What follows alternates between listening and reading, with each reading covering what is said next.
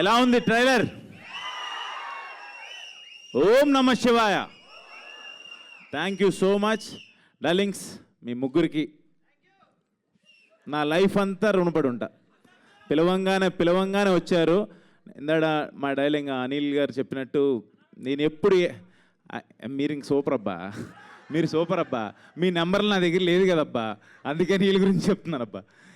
అంటే నేను ఏది చేసినా కూడా అన్నయ్య ఓంకారానికి చెప్తాను. అలాగే తర్వాత డైరెక్టర్స్లో నాకు first closest friend Anil Ravipudi గారు. నేను ఎప్పుడు ఏది చేసినా చూపిస్తాను చెప్పినట్టు చెప్పంగానే డార్లింగ్ ఒక్క మెసేజ్ చేయి, నేను వస్తా, నువ్వు అసలు అడగద్దు.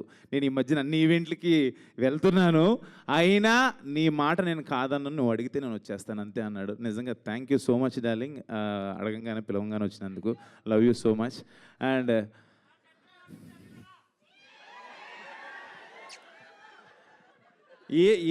ఏమని చెప్పాలో తెలియదు మా తమ్ముడు. ఒక్క నిమిషం, అరే మీ అందరికి ఒక శాపం పెడుతున్నా.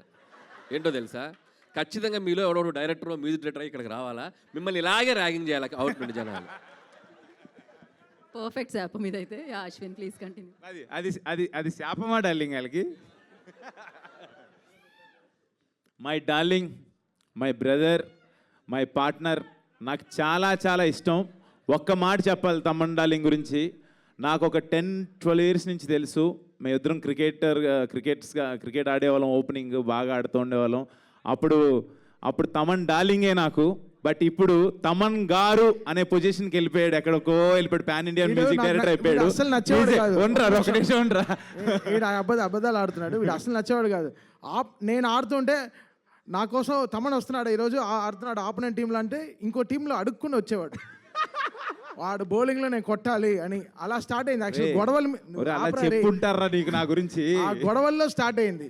అసలు బాల్ పట్లేం, వీడు కొడితే లేదు, ఒకటికి ఫ్రాక్చర్ అయ్యో ఒక అంబులెన్స్ రెడీగా పెడతాం, ఎక్కడో ఏదో అంబులెన్స్ ఏదో కార్ అయినా రెడీగా పెడతాం, అలా కొడతాడు కావాలని. మరీ ఉండు ఉండు, మీరు ఆ డైలాగ్ విన్నాం. మామూలు ఆటగాడు కాదు, వద్దు శివం భజే, పెద్దగా మాట్లాడదలుచుకోలే. ఆట వేరయ్యా, ఆపండి. ప్లాన్ చేసి వస్తాడు. క్రిక్ హీరోస్లో మరీ అదేంటిది నోటిఫికేషన్ చూసి మరీ వస్తాడు. సో కొంచెం వద్దురా నన్ను చెప్పనే రా రే. సరే చెప్పు. మాట్లాడినప్పుడు నేనేం మాట్లాడలేదు, ఒక్క నిమిషం. లాస్ట్ డైలాగ్ అర్థం కాలే, పర్వాలేదు ఏదో అన్నావు, ఓకే. గ్రీజు దగ్గర గుంటతో అవుతానంట, మళ్ళీ ఏదో వేరేలాగా అనిపిస్తుంది. లేదు అంటే మేము డార్లింగ్ అవును పడతాడు. ఫైనాన్షియల్ డిస్ట్రిక్ట్లో నీళ్ళు కూడా వచ్చింది తవ్వి. లేదు అంటే జోక్స్ ఏ పార్ట్ అది. కానీ నాకు 10 years బ్యాక్ ఉన్నప్పుడు తమన్ డార్లింగ్ ఇప్పుడున్న పొజిషన్ తను నిజంగా పాన్ ఇండియన్ మ్యూజిక్ డైరెక్టర్ అయిపోయాడు. ఇప్పుడు బేబీ జాన్, ఓజీ, అంటే తన హార్డ్ వర్క్, తను ఏంటి, ఎలా ఉండేవాడు, ఏంటి, ఎలా తను ఏం నమ్ముకున్నాడు, ఈ స్థాయికి ఎలా వచ్చాడో నాకు దగ్గరుండి నేను చూశాను. వాడికి దిష్టి తగలకూడదు, 100% తగలదు. ఇంకా పెద్ద పొజిషన్కి వెళ్ళాలి. ఒక నిమిషం ఉండరా రే, ఇంకా మంచి పొజిషన్కి వెళ్ళాలి. ఈ పొజిషన్లో ఉండి కూడా నేను తమన్ గారు అని అనలేను, ఎందుకంటే నాకు అంత క్లోజు, నాకు చాలా చాలా ఇష్టం. My lovely darling. వాడు అన్నా నాకు చిరాకు వస్తుంది రే, తట్టుకోలేవు వీడు యాక్టింగ్ గ్రౌండ్లో కూడా. ఎందుకంటే లవ్ యూ డార్లింగ్. పిలవంగానే వచ్చావు. రాత్రి 2:30 వరకు షూటింగ్లో ఉన్నాడు, అయినా పొద్దున్నే నేను చెప్పంగానే వచ్చావు. Love you darling, thank you so much. And మన మాస్కా దాస్, ఇండస్ట్రీ మాస్కా దాస్. డార్లింగ్ కాదు, నాకు ఉన్న ఒపీనియన్ చెప్పాలి. మాస్కా దాస్ అనేది ఆ క్యాప్షన్ సూపరు. బట్ డార్లింగ్ నీకున్న డేరింగ్ అండ్ డాషింగ్ ఇప్పుడున్న యంగ్ జనరేషన్లో ఎవరికి లేదు డార్లింగ్. నిజంగా అంటే ఇక్కడ ఏది అనిపిస్తే అది మాట్లాడతాడు, ఏది అనిపిస్తే అది చేస్తాడు. అబ్బా ఇదైతే సూపర్. నీకున్న బెస్ట్ క్వాలిటీ అది. అంటే అలా ఎలా మాట్లాడేస్తున్నాడు తను, ఏదని అదే అంటే నువ్వు తీసుకున్న డెసిషన్స్. ఇప్పుడు మాట్లాడిన తర్వాత ఉండి ఒక నిమిషం. అంటే రేపు నువ్వు చేయబోతున్న లైలా అసలు అంటే ఆ డేరింగ్ అది, అంటే చాలా ఆలోచించాలి అది చేయాలనేది.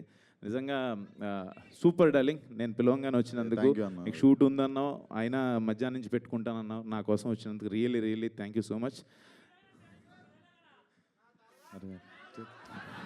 యా, అండ్ మా క్రూ గురించి వస్తే ఈ శివం బజే అనే సినిమా నా దగ్గరికి వచ్చినప్పుడు నాకు ఫస్ట్ మహేశ్వర్ రెడ్డి గారు ప్రొడ్యూసర్ గారు తీసుకొచ్చారు ఈ కథని. సార్ పాయింట్ వినంగానే నాకు చాలా యూనిక్ కాన్సెప్ట్ ఇది, మీకు అది ఆ కాన్సెప్ట్ మీరు సినిమా చూసినప్పుడు మీరు అనుకుంటారు చాలా బెస్ట్ కాన్సెప్ట్ అని. ఆ పాయింట్ తీసినప్పుడు ఎవరు ఏంటి డైరెక్టర్ అనగానే ఒక అప్సర్ అని చెప్పారు. అప్సర్ అనగానే నేను అసలు ఇదేంటిది బీయింగ్ ఏ ఒక కమ్ అంటే ఒక ముస్లింగా ఈ కథ ఎలా రాశారు మీరు ఇది అని అడిగాను. ఐఎమ్ నిజంగా రెడ్డి గారు ఒక్కసారి ముందుకు రండి. ఐ ఫెల్ట్ లైక్ ఈ ఇద్దరు కాంబినేషన్ నాకు అర్థం కాలేదు అసలు. పాయింట్ వినంగానే ఐ ఫెల్ట్ వెరీ హ్యాపీ. ఇది ఏదో సంథింగ్ శివయ్యే పంపించారని నేను ఫీల్ అయ్యి ఈ పాయింట్ నేను ఒప్పుకున్నాను. దీనికి సార్ కథ బాగుంది, అంతా బాగుంది, ఎవరు చేస్తే బాగుంటుంది, దీనికి విజువల్స్ బ్యూటీ కావాలన్నప్పుడు మహేశ్వర్ రెడ్డి గారు ఈయన పేరు, ఈయన అప్సర్ గారు, శివేంద్ర గారి పేరు చెప్పి అనుకున్నాం. ఇది ఆయన పేరు శివుడి పేరుతోనే వచ్చారు, ఆయన కూడా శివేంద్ర గారు అని. తర్వాత ఇదంతా అనుకున్న తర్వాత ఓంకార్ అన్న దగ్గరికి తీసుకెళ్ళినప్పుడు స్క్రిప్ట్ వినగానే 100% ఇది బాగుంది చేయండి అన్నారు. ఆయన ఓంకార్ అనగానే ఆయన పేరు శివుడి అంటే ఒక తెలియన ఆ శివ ఇదంతా ఒక శివలీలలాగా అనిపించింది నాకైతే. శివుడాజ్ఞ లేనిదే చేయమైనా కదలదు అంటారు, అలాంటి ఆ ఫీల్ ఏదో సంథింగ్ అనిపించింది. బట్ ఇప్పుడు ఈ రోజున ఇలా అవుట్పుట్ చూస్తుంటే నిజంగా ఆయనే చేయించారా ఇదంతా అని అనిపిస్తుంది. మీ అందరికీ నచ్చుతుంది ఈ కాన్సెప్ట్ 100% నేను చెప్పగలను. అండ్ ఆర్టిస్టుల చాయిసెస్కి వెళ్ళినప్పుడు దిగాంగన సూర్యవంశీ ఇలా అనుకున్నప్పుడు షీఈ్ లైక్ తను నేను దేవుడి గురించి మాట్లాడినా కూడా అంటే నేను ఇంకేం మాట్లాడినబ్బా, అమ్మో నిజమే డార్లింగ్, ఆ శాపం కరెక్టే డార్లింగ్, నువ్వు చెప్పిన శాపం కరెక్టే. లేదు తిన అంటే నువ్వు పర్సనల్గా లైన్లో నేర్పించినావని ఆమెనే చెప్పాను, అందుకే అరుస్తారు. వాళ్ళని ఎందుకు తప్పు పట్టాలి చెప్పు. నేను ఇందాడు ఇదే చెప్పా, ఏది అనిపిస్తే అది మాట్లాడేస్తా, అదే డార్లింగ్ సూపర్.